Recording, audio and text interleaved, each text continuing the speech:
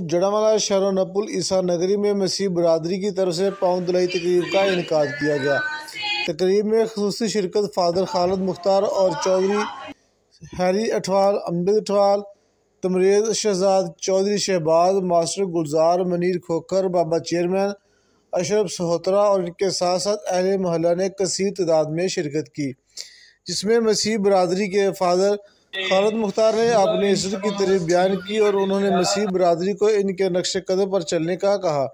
और यस्सु मसीह की मोहब्बत में एक दूसरे से प्यार मोहब्बत से रहने का अज़म भी किया।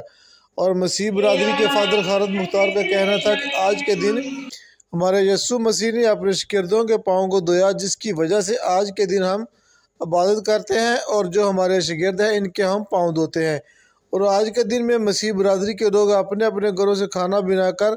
इबादत गाहों में लेकर आते हैं और यस्सु मसीह से मोहब्बत का इजहार करते हैं। कैमरामैन टीम के साथ आबिद हुसैन, सिटी अब तक न्यूज़, जड़ामाला।